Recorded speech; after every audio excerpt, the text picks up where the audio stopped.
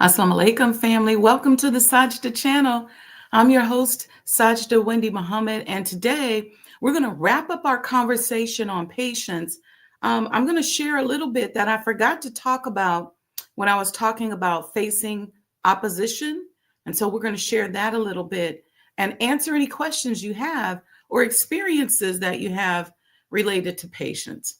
Um, it's a tough thing, but it's a necessary thing. It's a spiritual tool that we really should not neglect. So do me a favor, be a friend, tell a friend, let somebody know that we're live, we're ready to go. I'm going to show a few short commercials and we'll be back on the other side. We also got a beautiful prayer.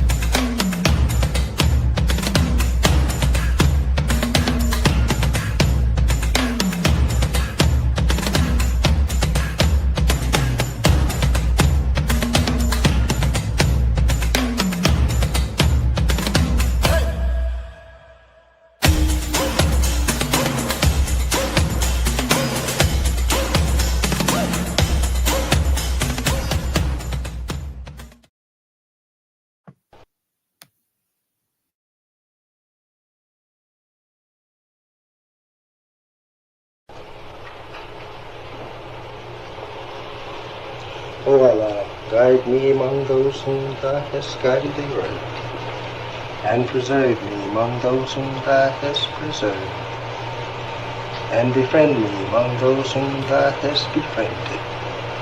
Bless me in whatsoever Thou dost grant me, and deliver me from the evil of what Thou hast judged. Surely Thou judgest, and none can judge against Thee, and he whom Thou befriendest is not disgraced. Blessed art Thou, O Lord, and exalted be Thee above what they set up besides Thee. I bear witness, nothing deserves to be served besides Thee, and I bear witness that Muhammad is Thy servant and apostle. Amen.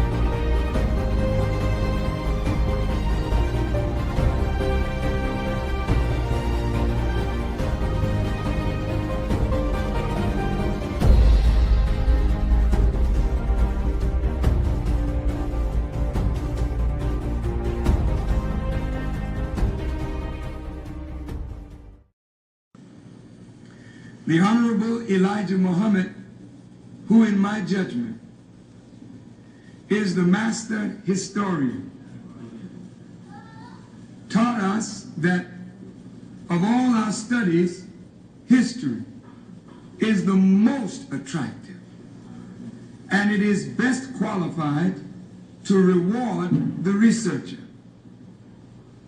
History is most attractive. Why should history be most attractive? Because history is the recorded time of the human family in its struggle to overcome obstacles. There is no life that is without struggle. The Holy Quran teaches us that man, meaning man and woman, is made to face difficulties. And after difficulty comes ease. But it is history that guides us through difficulty. For if you know how people who had difficulty yesterday got through, and if your difficulty is somewhat similar, then today we also can get through if we follow the guidance of history. This is why Carter G. Woodson and many of our black giants fought for black people to know our history. Because in not knowing our history, we don't have a guide. And without a guide, we are lost. No wonder the Bible... Assalamu alaikum, family. Welcome to the Sajda channel. You know what I love about mistakes on air and when things are not quite so perfect? At least you know it's not AI. I love that. A little stuttering, a little stutter step, a little miss camera action lets you know this ain't AI. Okay. Thank you. Thank you for joining this morning. Thank you, and thank you. Thank you for putting me in your morning routine. I appreciate each and every one of you all. You just heard the commercial where the minister was talking about history, and I was brought to this verse this verse on page 199 of Closing the Gap. If you don't have this book, you really need to go to Final Call and grab it. This is like probably my fifth or sixth time going through it, but and I do that with a lot of my books. I just decide I'm going to reread that. And this one, just rereading it this time through, has so much has popped off the page. And I think this is my sixth time reading it. So you got to get it. But on that page, 199, I'm saying this as a follow-up to the commercial we just showed. Brother Jabril says that in a 1936 letter to some of the ministers, the Honorable Elijah Muhammad wrote, quote, "The wise man is he who has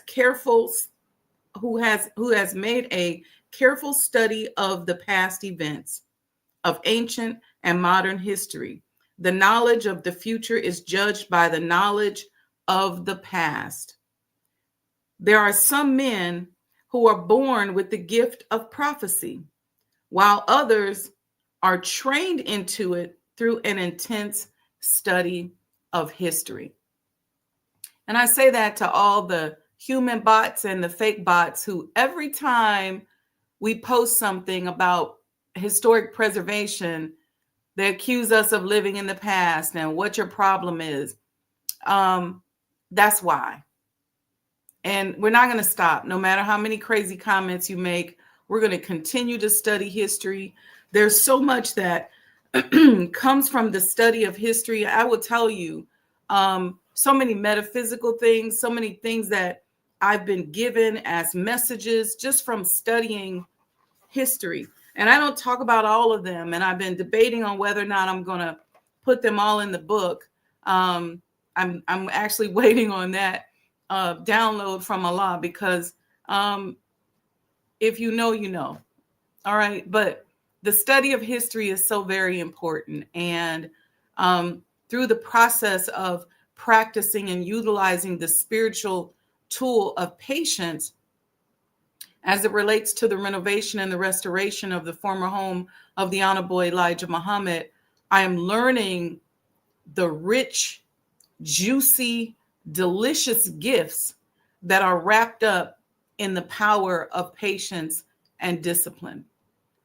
And for me, I've always been a relatively disciplined person.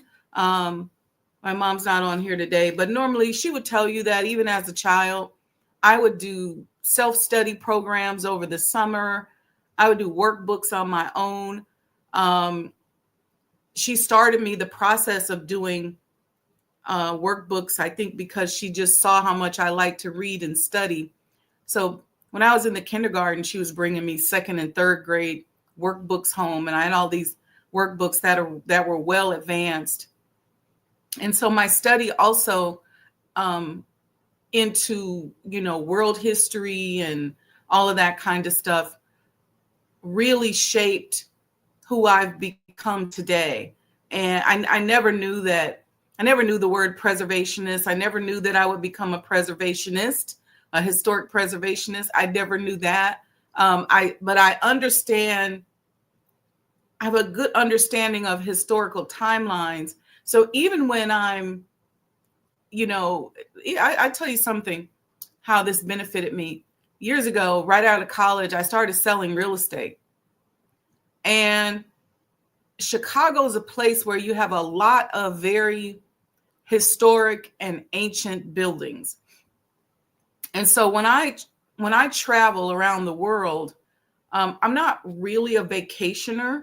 I'm more of a traveler. So I go for the adventure. I go for seeing historic buildings. I go for all of the unique and extraordinary experiences.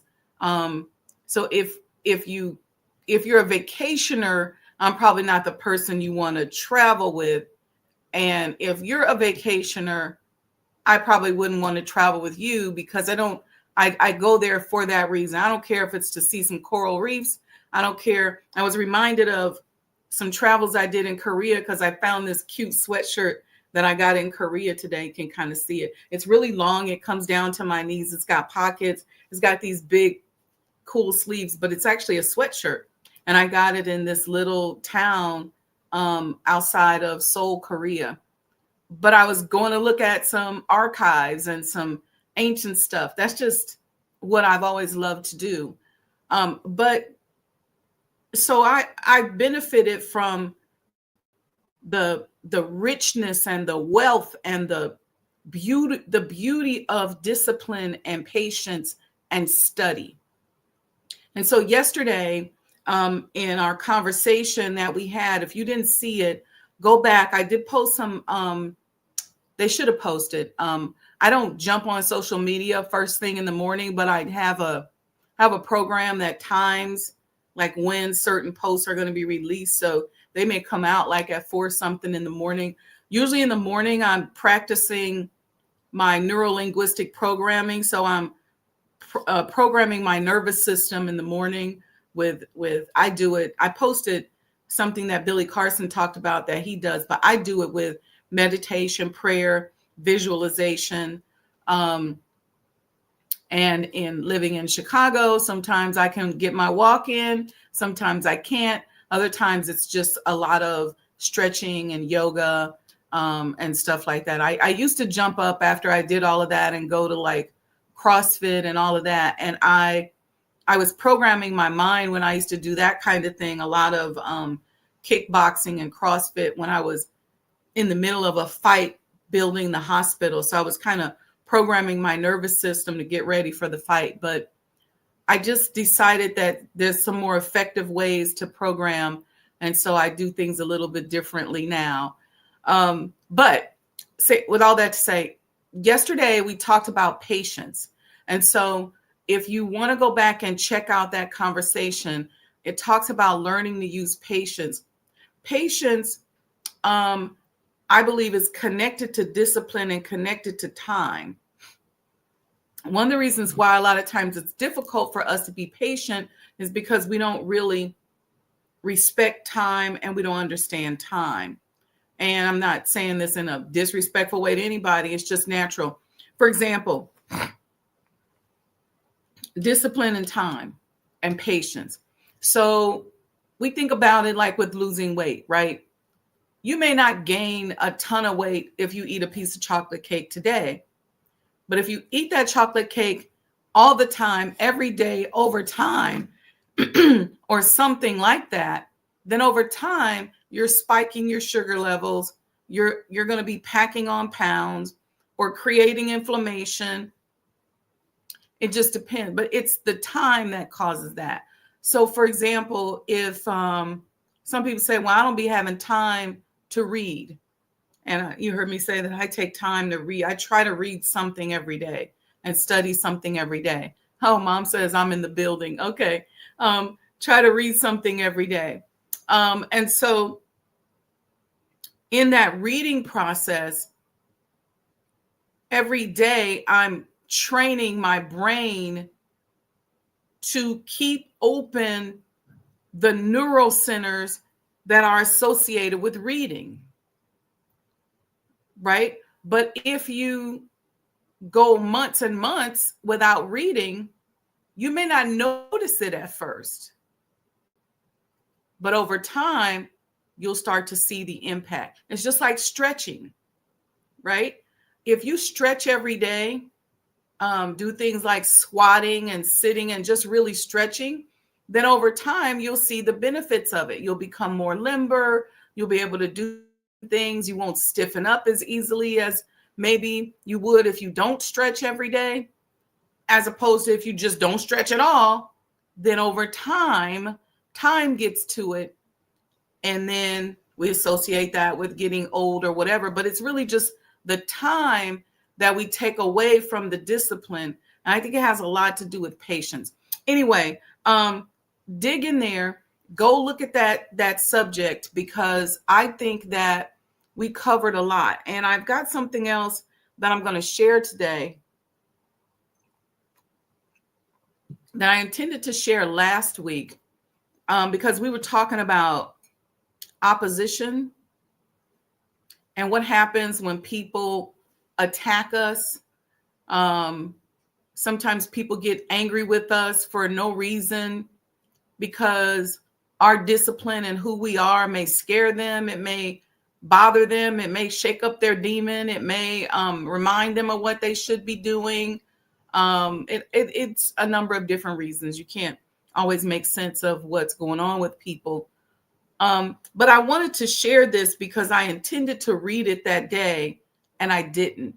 And I think this kind of flows with our conversation on patience and the richness of the gift of patience. And I know we don't like patience a lot. We don't even like to be patient even when we're in a battle with somebody. Most of us, if we get into a fight, it's because we just snap. We popped off. Just all of a sudden, boom. It's not, we don't always calculate how to handle an attack or an insult. Sometimes you got to just let it flow. Sometimes you got to just, you're in your right if a person attacks you because you want to fight with those who fight with you. But then you have to decide, do I fight now? What kind of venom do I respond with? How aggressive do I get? Maybe I just don't do anything. Maybe I just say, you know what? I'm going to see what that looks like. Every time somebody does something that you don't necessarily like, you don't always have to respond right away. Let it simmer. See what happens. Sometimes you may notice a little hinge of deception from a friend. They may tell a little lie that's just unnecessary. And you don't always have to pounce down on the lie. Sometimes you can be patient. and just let it go. I'm going to let that go. I'm going to see where that goes. Some people are really just lying because they think you're petty. They think if they tell you the truth, that you're going to respond in a way that's unbecoming of you. And they're really just talking about themselves because they the one that's petty, but you ain't petty. So you got to just, sometimes you got to let it play out. But let's go over this. And I want you to put your questions in the chat about patience or any experiences that you want to share. Let me know. Okay, this is from page 412 of Closing the Gap. I told you I was rereading this for the 6th time. If you don't have this book, go to the Final Call store and get it. It's called Closing the Gap. It's interview questions between the Honorable Minister Louis Farrakhan and Brother Jabril, may Allah be pleased with him, Muhammad. Okay. So in this, Brother Jabril says, what is the root of your and our father's teachings that we should never, ever be the aggressor? And this is such an interesting conversation because people are so oftentimes misinformed about the nation of Islam, and they don't understand us. But with a little study, you really could. And if you didn't look at pop culture to define an aspect of your community, it'd be a little bit easier for you to get it. But again, he says, Brother Jabril says, what is the root of your and our father's teachings that we should never be the aggressor? This is page 412. Minister Farrakhan responds like this. He said, the God who created us after his own nature. Allah himself has never been the aggressor. The way he has established his universe and the nature of himself is that he sets a pattern and then he reacts to those who violate it. He always reacts. He never initiates an aggression. He reacts to aggression. This is so deep because when you think about laws of the universe, you know how I was listening to something the other day and the person said that the universe doesn't punish, it reacts.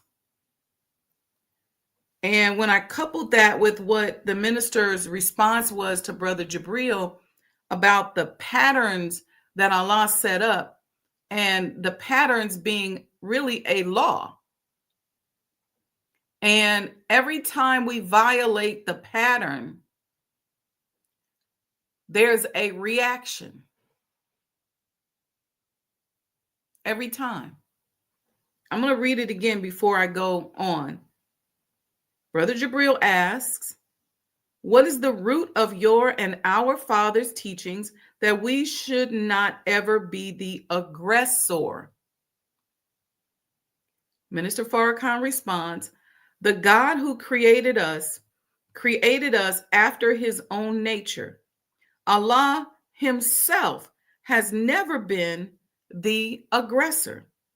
The way he has established his universe and the nature of himself, the way he established his universe and the nature of himself, okay?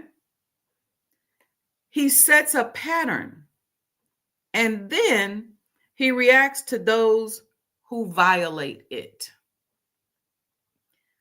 But he always reacts. So in the metaphysical world, we break this down to cause and effect and the consequences and karma. It's violation of a divine pattern that represents the mind of God himself. He always reacts. It made me think about gravity. Have you ever seen a time when gravity didn't react if you tried to violate it? He always reacts. He never initiates an aggression. He reacts to aggression. He always cautions his servants never to worry about the attack of the attacker. Never worry about the attack of the attacker, because the moment they make the attack, they have violated the nature of God and the nature of his creation. Therefore, they're already weak. When we respond appropriately to the attack, he gives victory to those who function as he functions. Oh man, I hope y'all hearing this. There is power in not being the aggressor.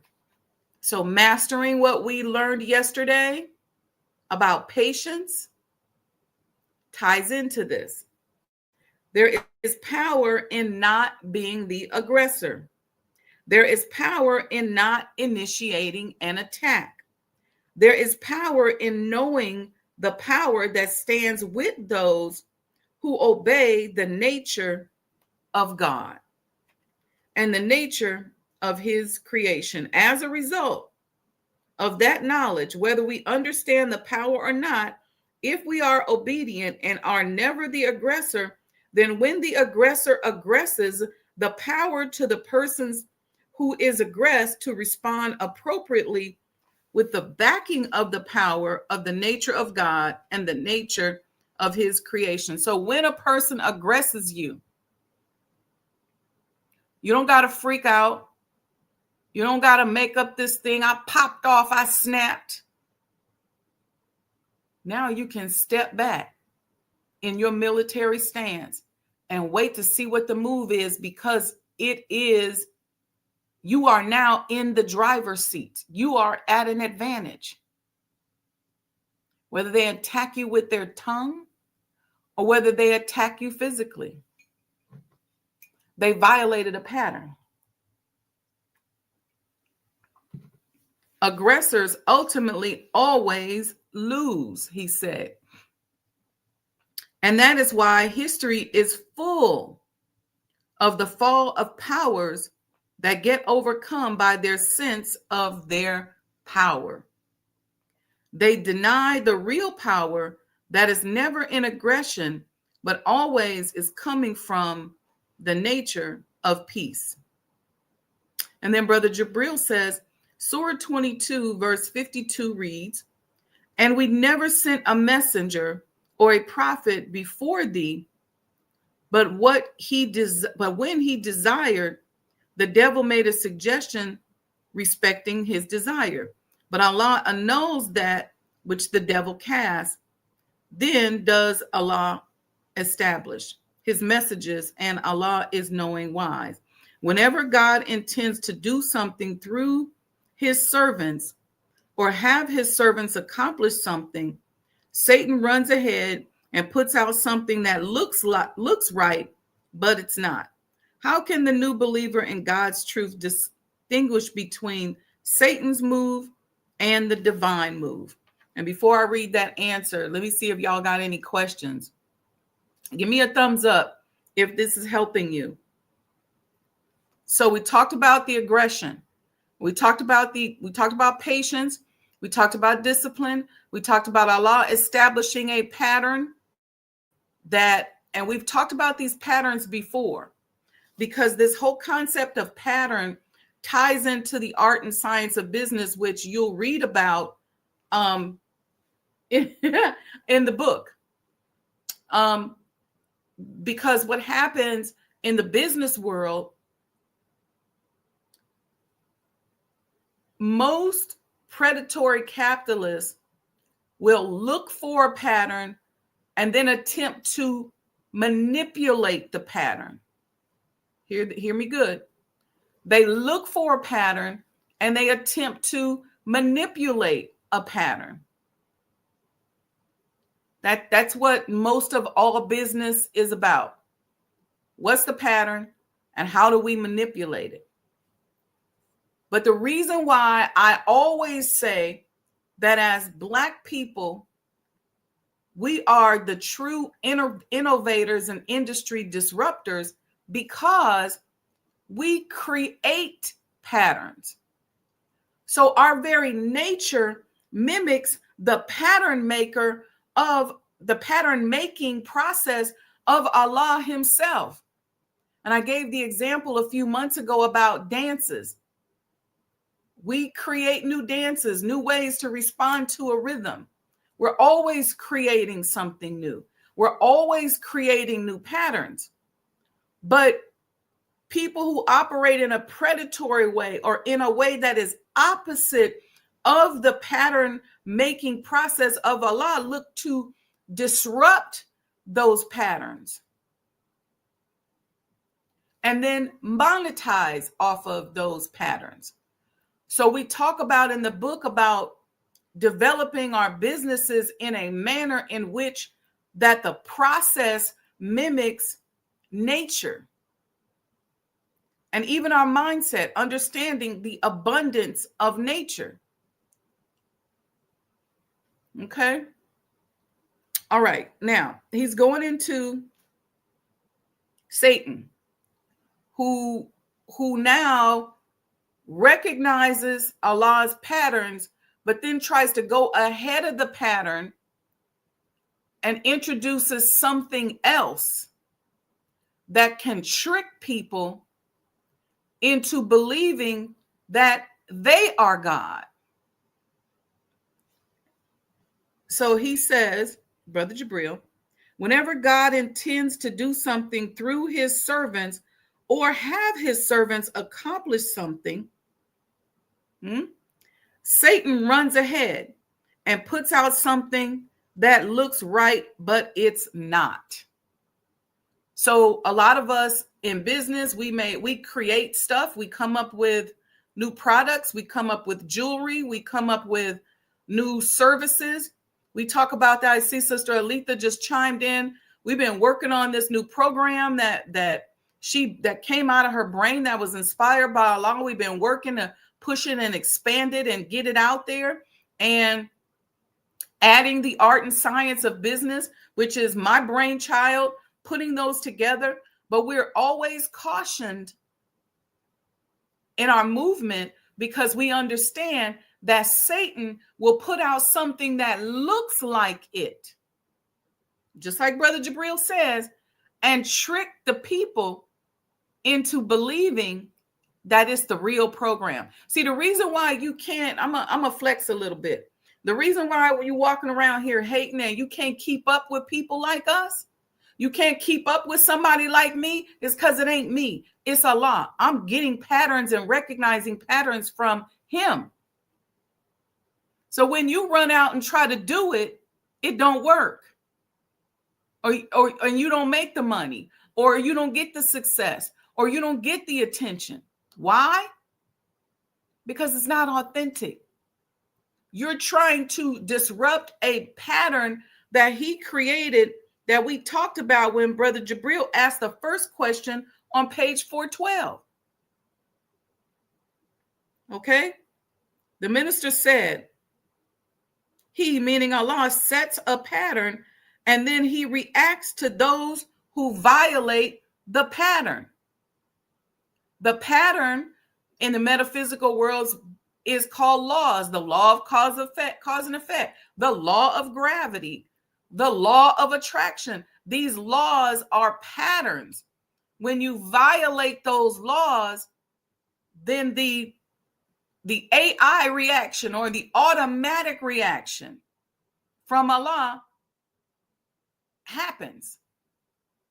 You don't even got to think about it. It's already set in the programming.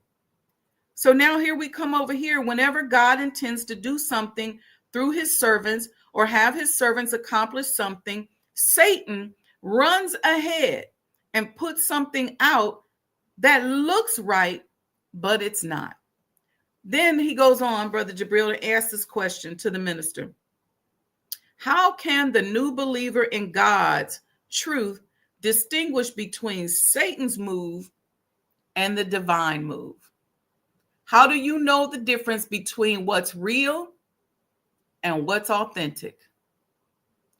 How appropriate is that question today when we dealing with AI?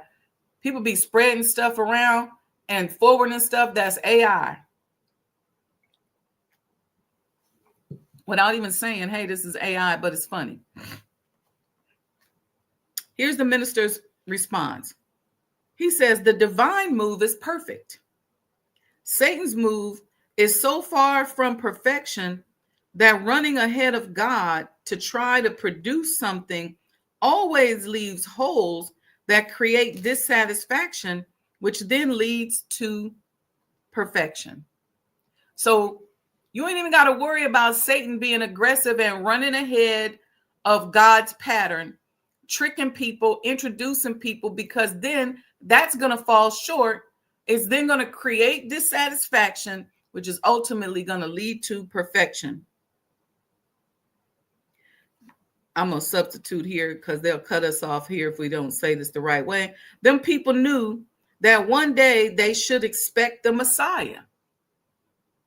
They knew that if they followed what was commanded of them, he would guide them back to a proper place in the Holy Land. Then there are those who wanted to run ahead and fulfill the vision absent the guidance of the Messiah. Why do people run ahead? And I'm saying this because just like Tom Burrell says, the brainwashed have become the brainwashers. So a lot of us, in order to get attention, in order to be competitive, we want to jump ahead. We see somebody doing something, we research and we want to go. We really are following the mind of Satan.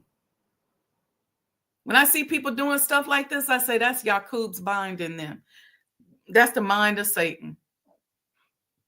Because we look, we want to mimic it, we want to take it, we want to jump ahead of it. Oh no, they can't be the only ones posting about having a speaking engagement. Let me make up something. Let me go find something. Or they can't be the only one doing a program at their business. Let me do one too. So always jumping ahead, but you're always short. What you created as a response to another pattern that you saw because you're just trying to jump ahead is always weak and shallow. So the people going to get mad when they come to your stuff and you trick them because they thought they was coming over here to ours. That's a little flex, but I'm just telling you. If you see the pattern and you say, I respect that pattern, I'm going to follow that pattern, that's a different energy. When you see the pattern and you say, I can't stand her, I'm going to do it too. I can't stand him. I'm going to tell everybody that he ain't real. I'm a lie. Your intention is negative. Even if you use deceptive intelligence and trick yourself, guess what? The universe knows you're lying. And so what you try to do when you set up to imitate, to sabotage, it's always going to be fake. And it's always going to be weak. And the people who buy into it are ultimately going to be dissatisfied. Sometimes Satan is real good, and that fake bag looks so good like the real bag that it may take a little time for it to fall apart. But at some point, it's going to fall apart. So he says, and talking about those people back in the day and dealing with the Messiah, they made a mess. But what they did is that they further placed the idea into existence. Because they made a mess, they solidified the real idea. The idea is good, but those who are trying to do it are bad. So the idea remains, but the confused state of someone trying to do the idea is wiped away as the true initiator or the true actor or the original actor of the idea appears and brings it into being. Well, so it is with the kingdom of God. Well, the kingdom of God is at hand. And he goes on to say, John the Baptist said, Well, if it is at hand, that's close by. So Satan wants to produce a kingdom that in his mind correlates or can replace or can fulfill the desire of those who seek the kingdom. And this is happening on all kind of micro levels.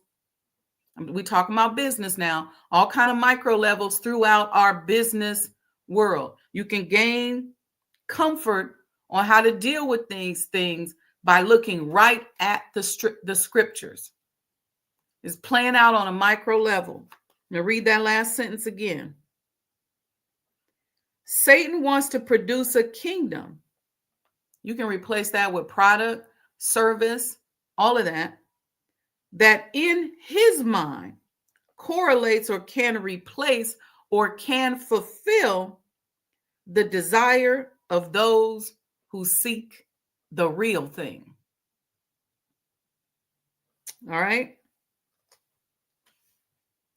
The minister says, I'm watching the enemy trying to make one world, one political reality, one currency, one this, one that. That is God's idea. So run ahead, Satan, he says. That's the aggressive move. We just learned about the aggressor, right? Run ahead and work out the kinks for me. That's God talking, he said. Run ahead and use all your knowledge, all your science, all your technology, and then fail. I'm watching you because I put you here just to do that anyway. I'm watching you as you experiment with my idea of one world. You make mistakes and errors, but I'm recording. The minister goes on to say, after you've run the course and got a headache trying to do what you're not made to do. Ooh, I love this because when people do this on a personal level, they start driving themselves crazy. You see them passing out and having strokes and throwing up. Let me keep going here. The minister says, after you run the course and got a headache trying to do what you're not made to do, then I ask you, are you ready for me to do that now, sir? Like it was with the Savior, when he let everybody choose somebody to lead. Everybody that chose was a mess up. Everybody they chose was a mess up. Then he said, are you willing to let me make the choice now? You have to let people exhaust their stupidity, the minister says. When they're finally fully exhausted, then they are ready for that which is perfect, or him that is perfect to do the perfect work. I say this to my entrepreneurs all the time. Let them run ahead. Let them try to meet. Let them try to design. Let them try to come up with something. But guess what? They're going to have to exhaust their stupidity. And when they do, it'll be clear. They'll cause people to waste money, waste time. But you're going to have to come back to the divine pattern at some point in time. It's not good to be aggressive, the minister says. It's not good to try to run ahead of a wise God, to put your stamp of ignorance on an idea that takes supreme wisdom to bring into existence. Look, when you learn to create products and services that are authentic to you and who you are, your God self, it gives you an edge like no other. The minister goes on to say, that's why God always asks the wicked to cast. You cast your rod, magicians. God sits back and watches. Then he said, all right, Moses, you cast. His rod ate up their lies. Now I'm using business comparisons here because we're talking about the art and science of business, but you know this is much bigger than than entrepreneurship and trade and commerce. I hope y'all get that. The minister goes on to say he will let the devil go ahead and cast whatever aspersions, whatever thing that he wishes to do against the truth. Go ahead. Your move. But God is on both sides of the chessboard because he is the master of the day of judgment. So the move that Satan makes, God is directing it. He says, oh, you forgot something. Checkmate. It's just not good to be an aggressor. It's just not good to run ahead of God to try to do what you are not qualified to do. But God is so wise and so patient. Go ahead. The Quran ends it all by saying, as it reads in Surah 14 and 22, and the devil will say, listen to this, and the devil will say when the matter is decided, surely Allah promised you a promise of truth, and I promised you, then failed you. And I had no authority over you except that I called you and you obeyed me. So blame me not, but blame yourselves. And I cannot come to your help, nor can you come to my help. I deny you associating yourself with Allah before. Surely, for the unjust is a painful chastisement. Y'all know these people that's always doing something. They're going to make sure they got plausible deniability. They're going to say, look, I don't know what to tell you. I didn't tell you to go and make that fake stuff. I didn't tell you to aggress against him or her. Let's say I don't got no authority over you except I just put the call out and you came. The minister goes on, last two paragraphs.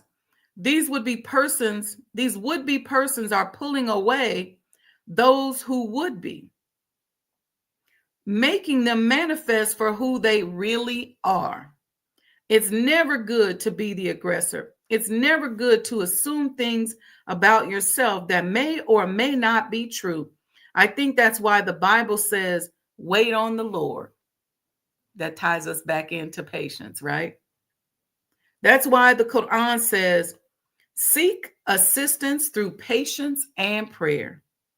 And if in our immaturity we cannot wait for God to do it, then Satan's imperfect call to an imperfect thing that may have some of the characteristics of what God wants, but the essence of it will always be missing because Satan can never produce from the Spirit of God because he doesn't have it.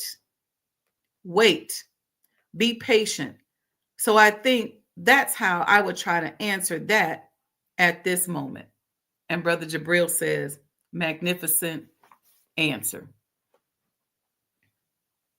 I can apply this so much. We can talk about the Honorable Elijah Muhammad House. Satan had made all kind of offers. We can talk about that. We could talk about your businesses. We can talk about your relationships. You can apply this throughout. So we tie in these two coffee talks yesterday, patience, and then today going through this segment of closing the gap that wraps up what we talked about yesterday. And let's see what y'all got here going on in the chat. I see a little activity here. Let me go back up to the top. All right. I see Sister Mildred is here. Hey, Sister Mildred. Wa alaikum salam, ma'am.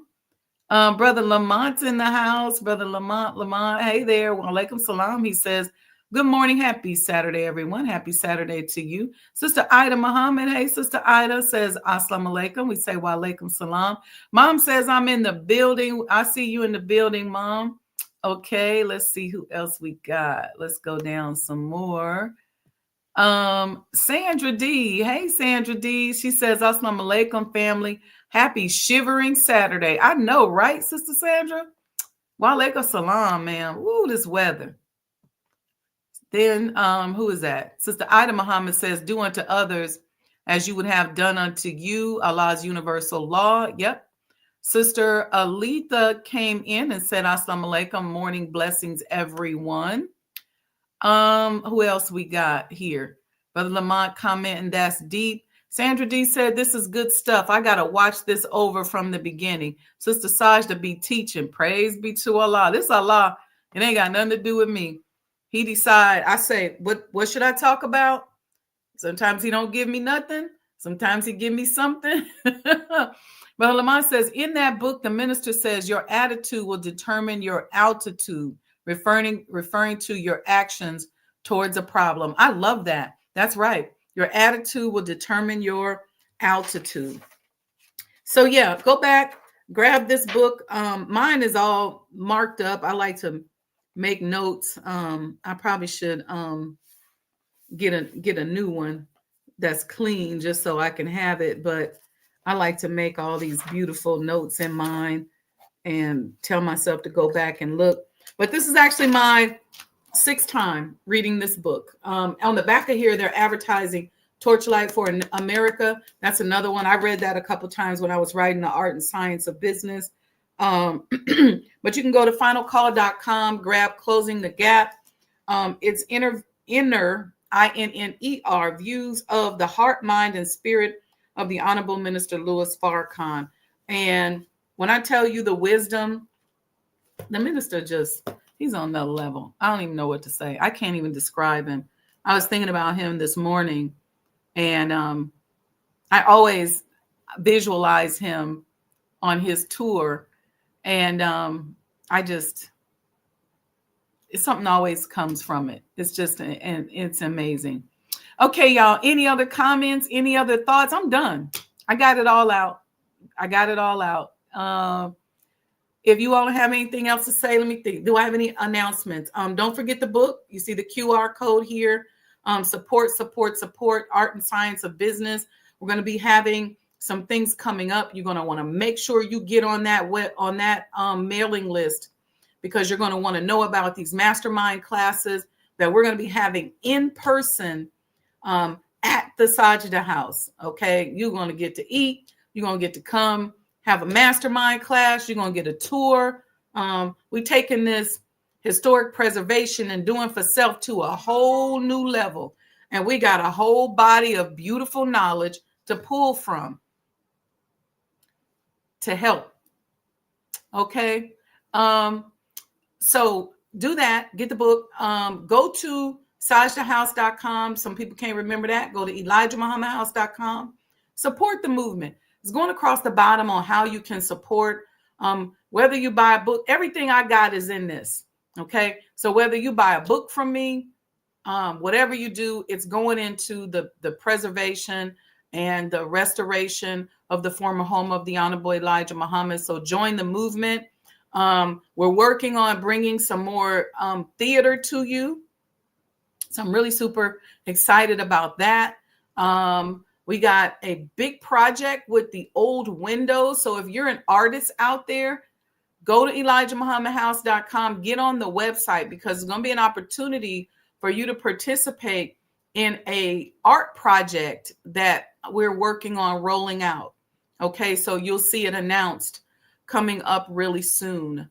All right. And then if you're in Chicago and you want to come and see me do a book talk on December 28th, I'm going to be at Masjid Al Taqwa. I think it's at 1:00 on that day. So we're going to close the year out in a beautiful way. So go to the book talk. Right now, we have not talked about live streaming it, but I will talk to Brother Imam and Sister Aisha about the potential of live streaming it. But right now, it's a free event. You can RSVP. You can go to the websites, and it's all over my social media pages. Masjid Al Taqwa, that's on December 28th. And we got a couple of the things that are going to happen between now and the 28th. So stay close, stay tuned, and support. Support. We got to independently fund this stuff. And if we don't do it, nobody else is going to do it. And the power of independently funding, means that you can do it the way that Allah desires for you to do it. You don't have to respond to anybody else telling you what to do and how to do it. That's very, very important. And to be honest with you, it's private, and we have the right to refuse you if you come in cutting up or starting trouble among the righteous. Okay, family, love you all very much. Stay warm today and do something nice for somebody. If you know somebody that don't have a coat or somebody need a few extra items of clothing, help them out. Hook them up. Feed somebody today. Give somebody a bowl of soup. Give them a couple of dollars. It's so funny. There's this brother outside of Walgreens, and I walked in. I was walking up, and it's cold, so everybody's walking fast. I'm one of them. I'm booking, right, kind of like walk jogging in because the wind is kicking. And he says, "Sister," he's in a wheelchair. He says, "Sister, can you give me a bag of chips?" And I just ignored him initially. And then when I got in the store and got what I wanted, I was looking. I use this Palmer's cocoa butter cream, right? I'm looking for my cocoa butter cream and went down the wrong aisle. And at the end cap, there was these 99-cent bag of chips. They were like Lay's plain chips or something like that.